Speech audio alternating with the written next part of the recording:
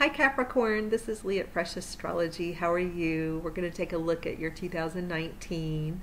If you want to ask me questions, you can email me at freshastrology@gmx.com or find me on Facebook at Fresh Astrology. And I am frequently there and interacting with people and answering questions. You can message me there.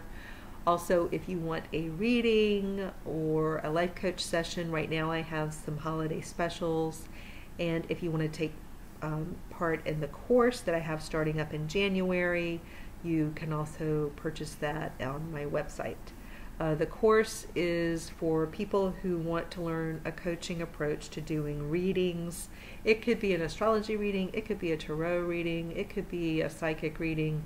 This is just how you bring in the toolkit of a coach, a life coach.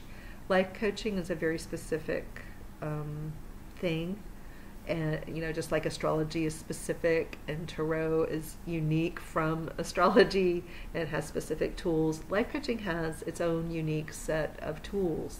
And so what we'll be working on is those tools and practicing how to coach. So the course does not have an emphasis on learning astrology per se, although people will learn something about astrology along the way. It's not an astrology course, and you don't need to have any particular level of expertise with astrology to do the course. We're focusing on the coaching style. So there's a lot of practice. It's live once a week. You're on the phone with me and other people in the class, and we're practicing a lot. And the tools will be lifelong tools for you to use for yourself, but also if you ever want to do any kind of predictive style consulting or readings, then these tools come in very handy if you want to take the approach of more of a healer as opposed to a technician just reading the chart. So it's going to be fun, actually. So you can sign up on my website. You can email me if you have questions about it. So Capricorn, let's move on with your reading.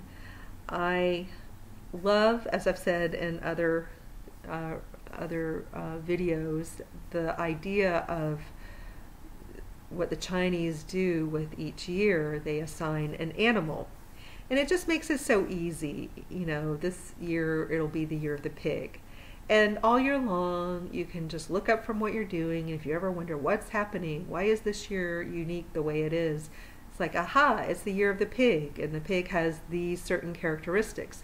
It just makes it very easy. And I was wondering if we could do the same with astrology.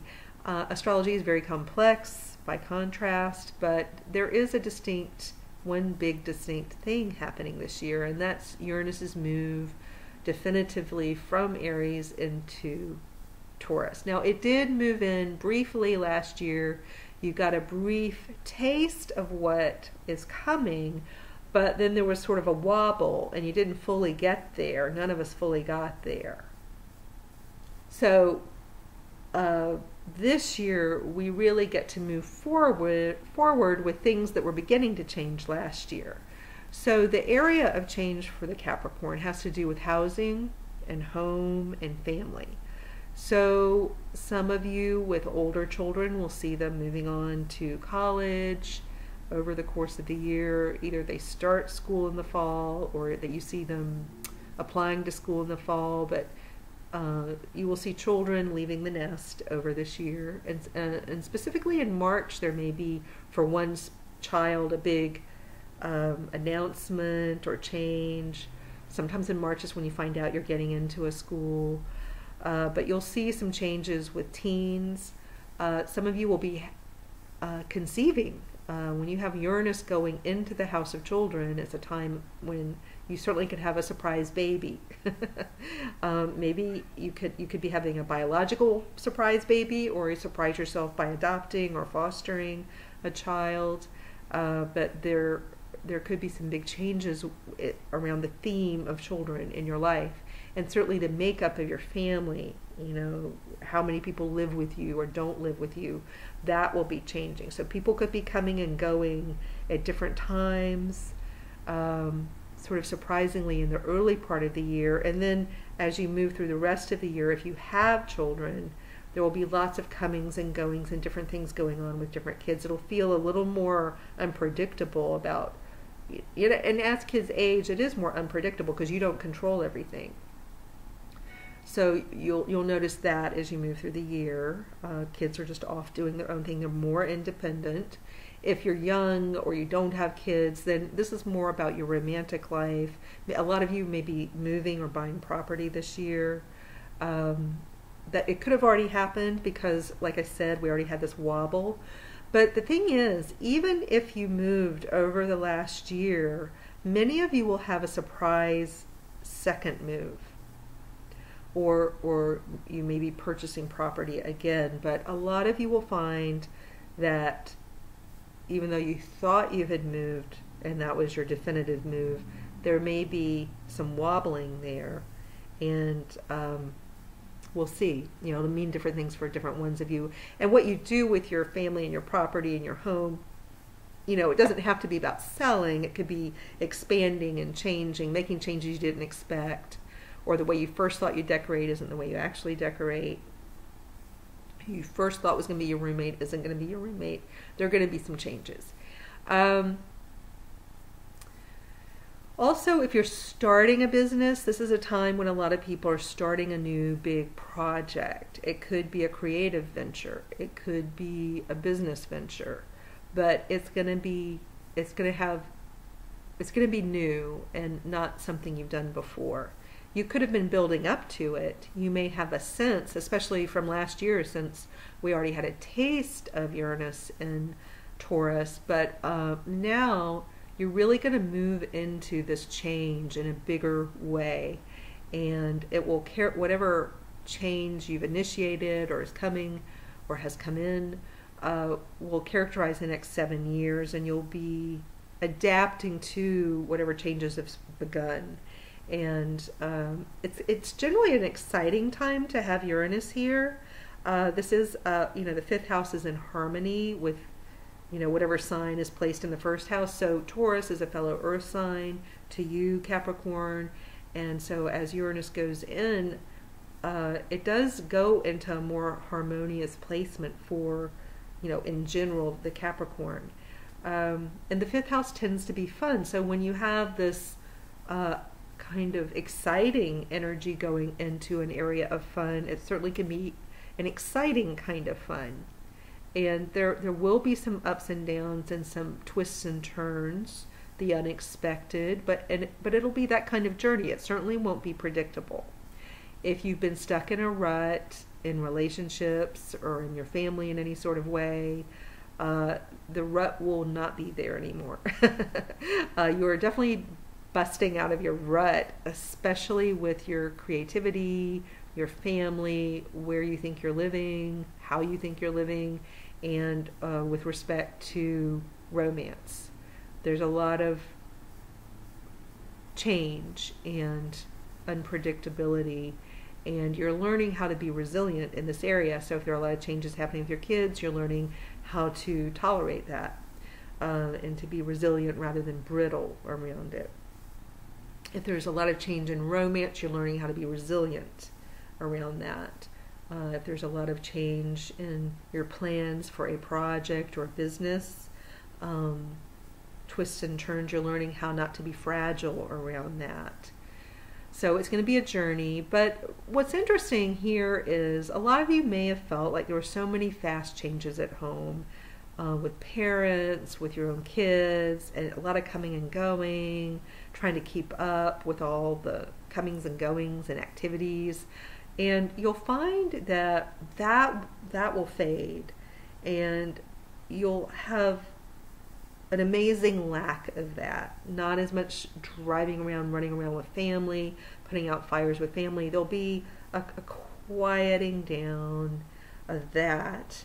And as Uranus moves from a fire sign that has more of a frenetic, darting, quick start, quick end energy, which is, you know, Aries, as it goes into this earth sign, Uranus moves into this earth sign of Taurus, even though it's about change and adapting and being resilient and some twists and turns, it slows down.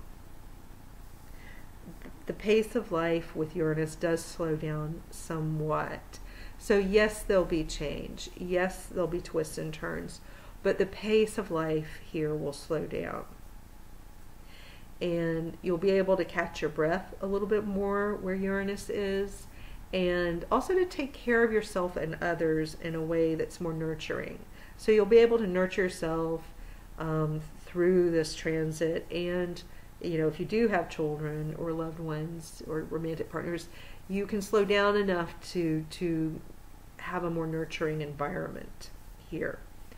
And you'll have a desire to have a more nurturing environment with respect to romance, friends, projects. You'll want to make sure it's working for you and it's enjoyable, which is great.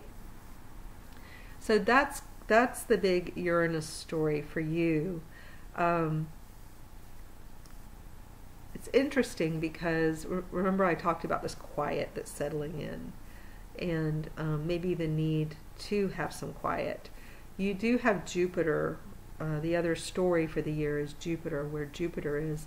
Jupiter's in your 12th house. And so it's a time when, when Jupiter goes into the 12th house, it expands the importance of that house. The 12th house is the area of your life where you get more private time. You get more trips to the spa. You have more retreat-like activities that are quiet and true retreats. I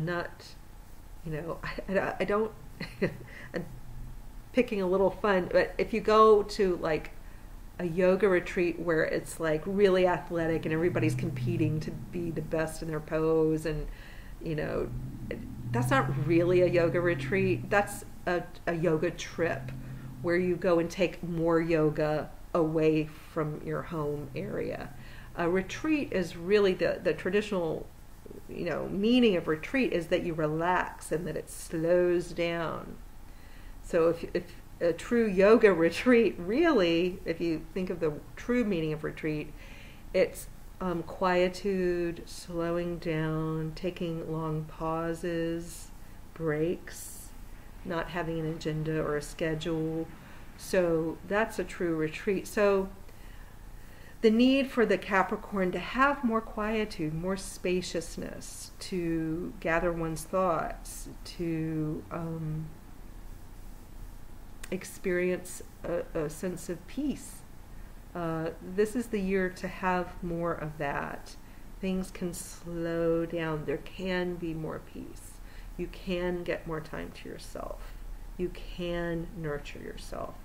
So you may have felt the need to do that for a while, but you haven't really had the spaciousness in your schedule to actually do it, to do a real retreat. You may have gone to plenty of lovely resorts, and you may have, gone to weekends where you do a lot of yoga, but has it been a retreat? Did you get to rest and relax and slow down? Those would be questions like, can you define it as a retreat? I'm thinking of Capricorns I know who do zip around and go to lots of beautiful places, but is it really a retreat? Have they slowed down? Is there spaciousness in the day? Time to do nothing. It's also a time when, as you have this ability to slow down, where you can deepen your connection to yourself, and you can also deepen your connection to spirit. So when Jupiter's here, it's a great time to do that. And if you don't do that, if you choose like, oh, I'm not spiritual, or I don't want to deepen my connection to myself, then the 12th house isn't always pleasant or lovely. So when we fight against the higher nature of Jupiter here, it can mess with what actually happens. You can have situations where you're in the hospital more, or if you're agitated in your mind and you don't take on practices or measures or seek help to find ways to calm down and relax and find peace, if you're not proactively trying to do that, then Jupiter can expand what's already there. So if you've got a jumbled mind with a lot of troubled thoughts, and you do nothing to deepen your spirituality or your connection to yourself, or to get help to quiet things down and take care of yourself, then it just expands the crazy. So you want to work with the energy. You've got to do some stuff to work with it and not fight it, is what I would say. And usually people are feeling drawn to the healthy high side of it. But then sometimes people will feel drawn to that and still go against it. So just notice what you feel pulled to do, what you know you kind of should do according to an inner compass. So it's not a should that comes from society or your parents or your spouse or your kids, but it's a should, like there's an internal knowing of what would be good for you, and then you still keep making a decision that goes against that. Pay attention if that's what's going on with you, and see if you can try to coax yourself back to following what your inner compass says would be good for you, is the best way I can kind of describe how to do that, to deal with the energy. But overall, a more peaceful, has the potential after March to be a more peaceful year, or a slower pace. Things can calm down. There's not as much, there's the capacity to have a year when there's not as much psychological angst or nervousness. You can let some of that go. So, happy New Year. Take care.